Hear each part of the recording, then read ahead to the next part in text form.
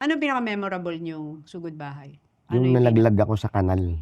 Talagang On TV? malabon. Ba't ka nalaglag sa kanal? Dessert. Pasita. Naku, nakakita sa Hindi kinunan. nakita sa camera, pero may naka-video. Balsa May naka-video, in-upload yun.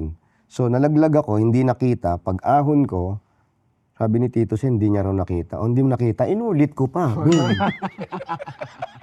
Pero inisip ko, hindi ako ihinga, hindi ko ibubuka yung bibig ko, aahon agad ako.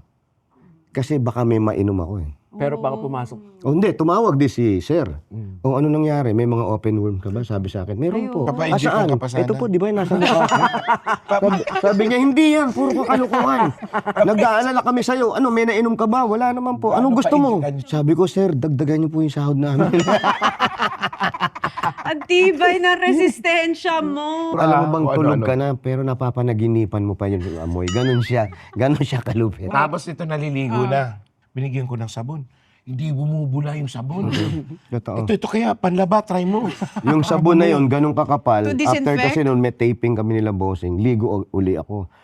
Pag kukunan ako, natapos akong kunan, gano'ng katagal, mga ganito pa bago kayo, liligo uli ako. Wait, nakapag-host ka pa ba after mo mahulog sa kanal? Diretso yung ano, Diretso diretso lang yun. yun. So Ah, naging nag-host part ka? na rin yung nagbabanlaw ako habang ini-interview namin yung tao. Nahulog sa kanal si Kuya Jose. Ikaw, Wally, di mo makakalimutang sugod bahay.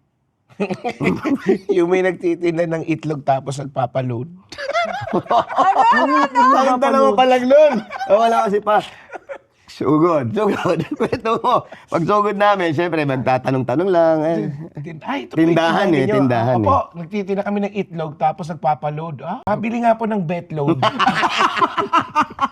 Uy, buti po nga sa'yo sa TV! Hindi, tahimik na. Wala pa. MTRCB. Tahimik na.